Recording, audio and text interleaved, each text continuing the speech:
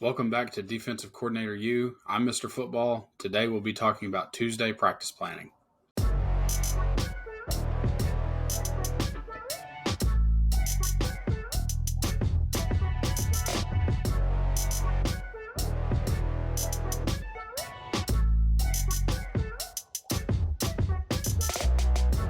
Hey, what's going on, YouTube? Mr. Football here today.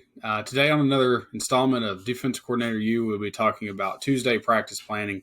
And I did a video a couple of months back on just kind of this presentation I'd done over, just general practice, what a typical in-season practice looks like for us. And I wanted to go through and break down each individual day kind of in its own part. This will be included as kind of its own little module as far as practice planning that you'll find on my channel. So there's more videos to be added as these are released. So just stay tuned for those. So we want to talk about Tuesdays. And I've already talked about kind of our Monday in a previous upload, Formation Recon. That's all that Monday really is for us defensively as a high school staff. More or less on Tuesdays, before we hit the field, we usually watch about, 10 to 15 minutes of film as a team, talking defensively. But, anymore, like that's with Huddle, we don't watch hours of film. We have the kids do that. We have kids look at very specific things.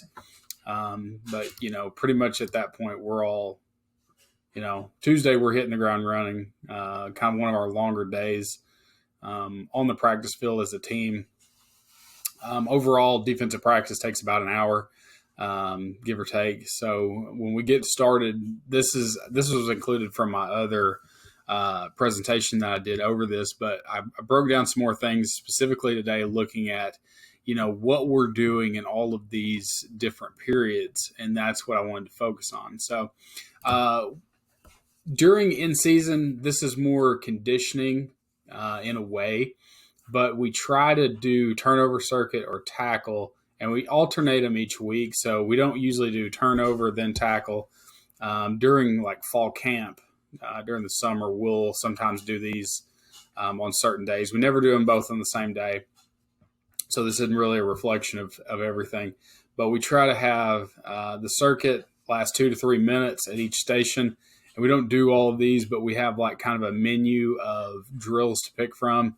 A lot of these I've gotten from different places just to kind of give you a little breakdown on each one of them. And there will be another video I would, some of this I'm going to have to film and, describe some of it. But like turnover circuit drills for us, we think, how do we get the ball back into the offense's hands as a defense? And so we work on, recovering a fumble. We work on the technique of, how do you pick up a fumble? And one of the first things that we do real early on is called CPR drill. CPR drill is where you go and you press. If the ball was to be on the ground and you're going to pick it up, you press with your hands like you're giving someone CPR, and then bring it to you. And so it's like it's a forceful grab. It's going and grabbing that football. We have our guys get down on a knee and do it, and then we kind of progress from there. It then goes into like scooping and scoring. So that's kind of the progression there. Tackle circuit really can be a lot of things. We get each of our individual, like our position coaches, to run a tackle circuit drill, and then I keep the time on that.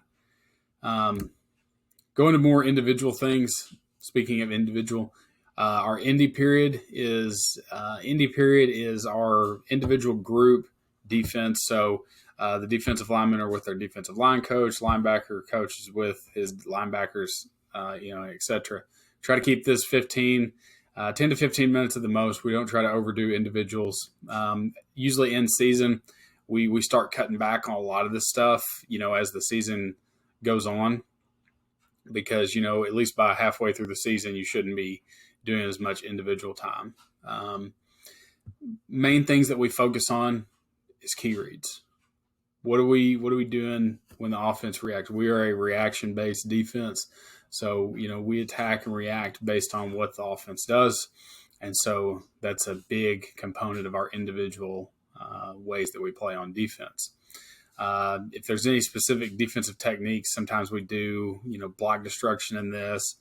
Sometimes, tackling can carry over to this as well. We don't try to, but we try to make, if there's any position specific drills, they're done here as well.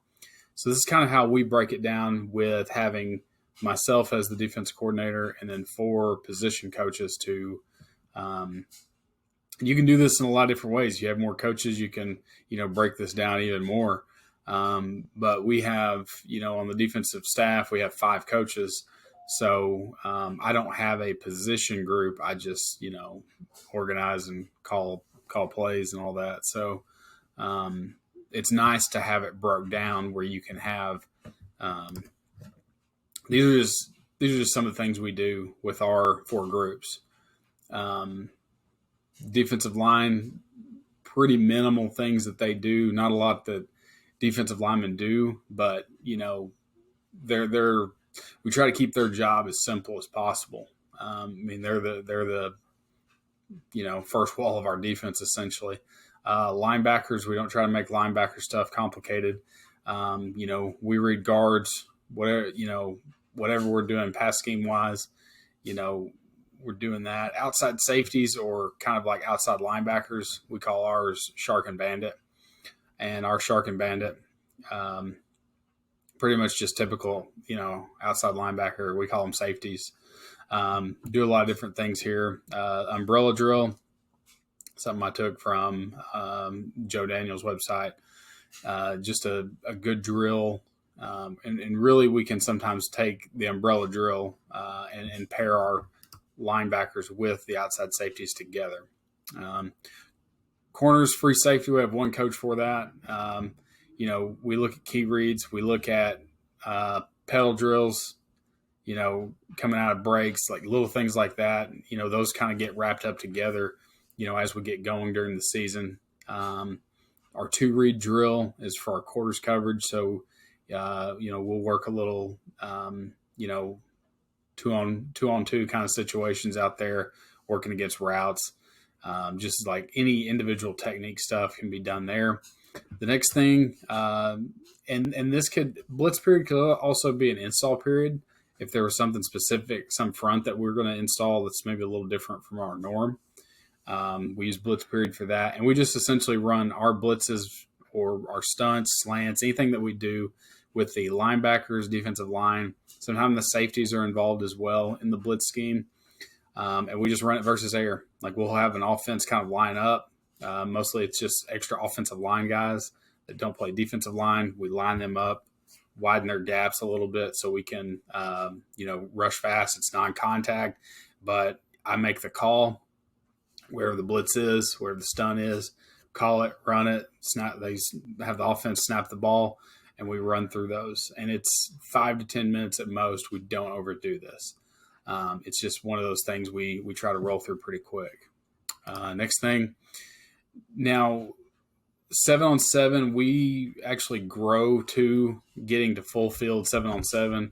We kind of start with a half field because we run, some different. We run some quarters coverage, so we'll run different things on each side sometimes and see different things. But really, 7-on-7 in itself, we get our back 7 linebackers and DBs together, and we'll go against their top passing concepts. If we get a team that you don't always have to do 7-on-7, if we get a team that does more, if they're going to run 80% of the time, like we face a wing T, 7-on-7 is not worth our time. Like we can work their pass concepts in team, and that doesn't. When we play like a lot of spread teams, 7-on-7, we spend sometimes more time there. At the same time 7-on-7 is going on during the practice period, the defensive line are working a pass rush focused, session there.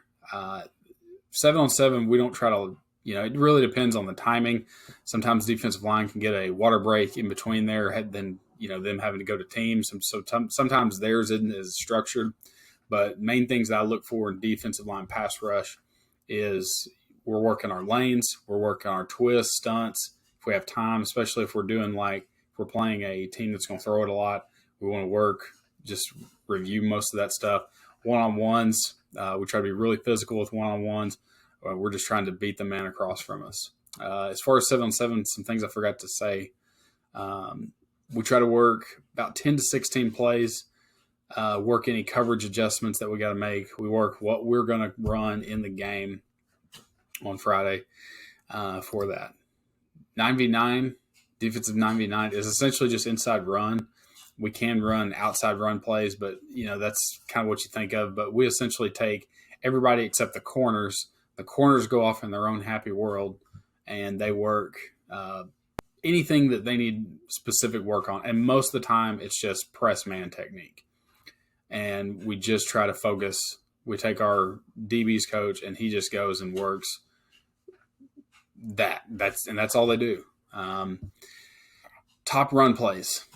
Top run plays is what we're looking for in 9v9. Sometimes if we get a team that runs a lot of option, like this is also what we'd call our option period too.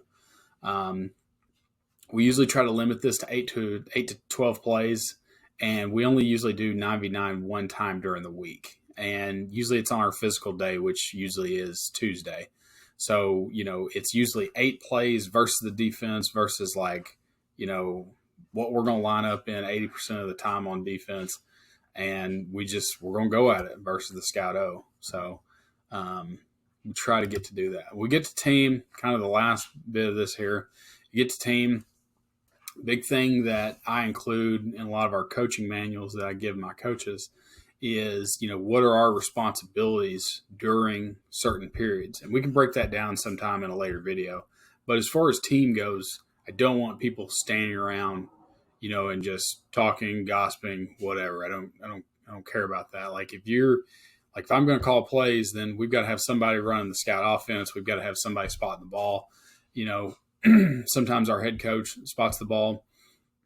Sometimes he helps with scout offense as well. But mostly our DB's coach will run the scout offense. But for other coaches that aren't necessarily involved, there would be, we want you, if you're not, either with the scout team or you're not the head coach, you're probably needing to be coaching your linebackers. I usually stand from the sideline perspective, signal. So we signal everything on defense. So, we try to make team as live as possible. Well, live as in what it's going to look like on Friday night. We signal. We, in years that I was in the press box, I would have the guy that signal. And so we'd make it to where I would just be on the sideline, think that I'm in the press box and just, signal it out like that. We've done it either way, but, somebody has to spot the ball. Somebody needs to be on the offensive side. So you can I like the linebackers coach being on the offensive side so he can see his linebackers' eyes. The outside safeties coach can really be behind the safeties. So from the defensive perspective, that's where I like those guys to be positioned. As far as what we do, the main focus with Team D on Tuesday is to do all first down calls, versus what the opponent does. So this is based on their tendencies, what they do on 1st and 10, what they do when they first get the ball in a possession. So what's referred to as P and 10, if you didn't know. We do formation adjustments.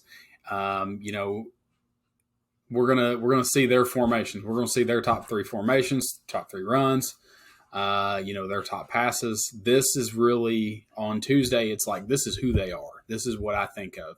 This is who they are. This is what we're going to see. And so we try to emulate what we are going to call pretty early on in the game and then just kind of go from there.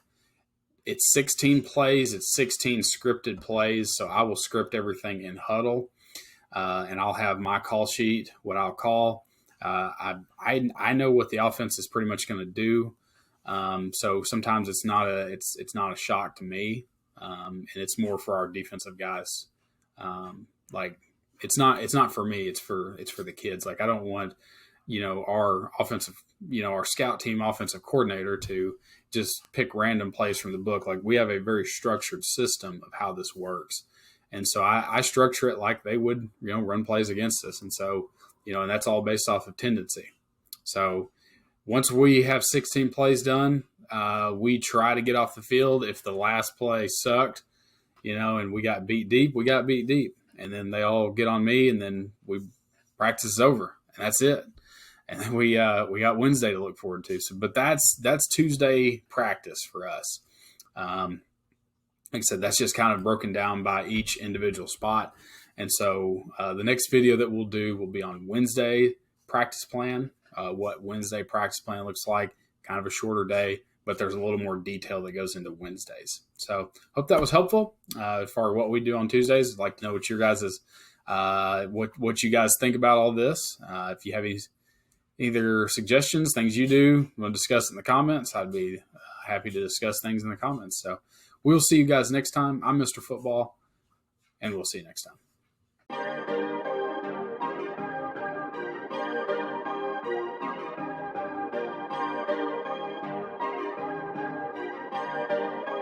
Perfect.